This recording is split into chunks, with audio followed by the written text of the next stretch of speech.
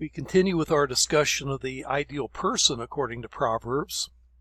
A wise person is serene, happy, or joyful, as opposed to being gloomy or moody. Proverbs 15:15, all the days of the afflicted are bad, but the cheerful heart has a continual feast. Proverbs 17:22, a joyful heart is good medicine, but a broken spirit dries up the bones. Don't be a gloomy person like Eeyore in the Winnie the Pooh tales. That's not wise behavior. The wise person is generous to the needy. He who is generous will be blessed. Proverbs 22:9. He who gives to the poor will never want, but he who shuts his eyes will have many curses. Proverbs 28:27. The wise woman of Proverbs 31:20 extends her hand to the poor, and she stretches out her hands to the needy. Well, that brings us to the characteristics of a godly wife.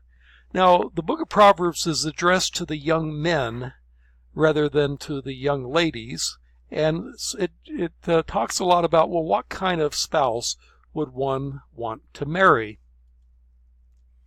Proverbs sees marriage as a good. Proverbs assumes that most young men will marry and that marriage is a good thing. He who finds a wife finds a good thing. Proverbs 18, verse 22. An excellent wife who can find? Her worth is far above jewels. Proverbs 31, verse 10. On the other hand, an ill-chosen wife can make life miserable. It is better to live on a desert island than with a contentious and vexing woman. A constant dripping on the day of steady rain and a contentious woman are alike. So what is the ideal wife according to Proverbs? Well, an ideal wife, first of all, fears the Lord. Charm is deceitful and beauty is vain, but a woman who fears the Lord, she shall be praised. Charm is deceitful. You can turn it on and turn it off. Beauty is vain. It tends to fade away over time. A woman that you marry is likely to look a lot like her mother in 30 years. But a woman who fears the Lord, she shall be praised. That characteristic of godliness, that will last in a way that charm and beauty do not. An ideal wife places character above beauty. As a ring of gold in the swine's snout, so is a beautiful woman who lacks discretion. It seems inappropriate for a woman who lacks discretion to be beautiful, but it can happen. The ideal wife in Proverbs does not shame her husband. An ideal wife is the crown of her husband, but she who shames him is a rottenness in his bones. Proverbs 12, verse 4. An ideal wife is competent and in some ways independent. And you get some examples of that. In that famous Proverbs 31 passage, she provides clothes and food for her family in various verses. She purchases real estate and engages in agriculture. She does acts of charity for the poor. She's clearly not lazy. She's willing to stay up late and get up early, facing hostile weather for her family. She's involved in even manufacturing and selling items on the market. She's involved in education. She's a teacher of wisdom. So, agriculture and manufacturing and education and the like. She's a very well-rounded and competent person. In fact, she looks a lot like Lady Wisdom.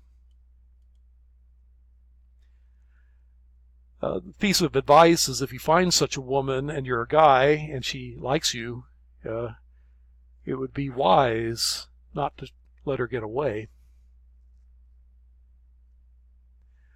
Now, Proverbs being addressed to men, to the royal princes, does not say much directly about an ideal husband, but there's certainly many virtues that the ideal person would have that would also make for a good marriage, a good husband.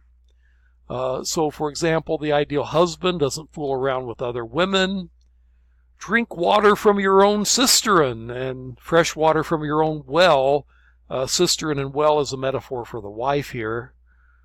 Should your springs be dispersed abroad, streams of water in the street, let them be for yours alone and not for strange women on the street. Let your fountains be blessed and rejoice in the wife of your youth. As a loving hind and graceful doe, let her breast satisfy you at all times. Be exhilarated always in her love. But why should you, my son, be exhilarated with an adulteress and embrace the bosom of a foreign woman? So don't fool around with other women. You can enjoy the sexual pleasures, but enjoy it with your spouse and not with prostitutes or adulteresses. The ideal husband should be quick to praise his wife. Her husband also, husband of the ideal woman, praises her, saying, "Many daughters have done nobly, but you excel them all." The ideal husband trusts his wife with significant responsibilities. The heart of her husband trusts in her. She considers a field and buys it. He apparently has the trust to let her go out and buy a field without necessarily consulting him. She also has responsibilities over the servants in the household, again, without necessarily directly consulting him. An ideal husband has the characteristics of all the characteristics of an ideal person. He's going to be honest. Partner with thieves hates his own life. Well, dishonest husband is not a good husband. Truthful goes along with that. Whoever speaks truth gives an honest evidence, but a false witness speaks deceitfully. Truthfulness endure forever. Is willing to be corrected. In this regard, the person most likely to correct a man would be his wife. The way of the fool seems right to him, but a wise man listens to advice, even the advice of his wife. A mocker resents correction. He will not consult the wise. He who listens to a life-living rebuke will be at home among the wise. Again, the most likely person to give you a life-giving rebuke is your wife. An ideal husband is going to be forgiving, again a characteristic generally of a wise person. A man's wisdom gives him patience. It is his glory to overlook an offense. A good husband is willing to admit that he's wrong. He who conceals his sins does not prosper, but whoever confesses and renounces them finds mercy, and that applies especially well in the marriage relationship. An ideal husband is not a jealous man. Anger is cruel and fury overwhelming, but who can stand before jealousy? Jealousy can destroy a marriage. Let me conclude our discussion with Proverbs then with these remarks on the hermeneutics of Proverbs. Proverbs do not give us absolute truths. Rather, it gives us general truths. For example, the proverb, a soft answer turns away wrath. Well, that's usually true. That's generally true. But it's not always true. Sometimes the person is so bent out of shape that it doesn't matter what you say to them, they're going to try to knock your block off. Usually, if you work hard, you'll prosper. The hand of the diligent makes rich. And if you're lazy, you'll come to ruin. But that's not always true. Sometimes the sluggard will win the lottery and get rich. Sometimes a hard-working person, circumstances of life will make it so that no matter how hard you work, you can't really get ahead.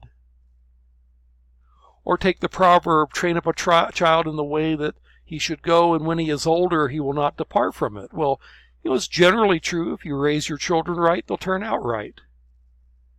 But this is not a rule without exception. Sometimes you'll have a family with all kinds of children that, say 5 kids, 4 of them turn out to be wonderful Christian people. One of them ends up being a criminal. And so these are general truths, but they are not absolute truths without exceptions. Generally, if you train up your child in the right way, he'll turn out okay. But there are exceptions to that rule, and that illustrates the nature of the kind of truth that Proverbs is trying to give us. Well, that then concludes our introduction to the book of Proverbs.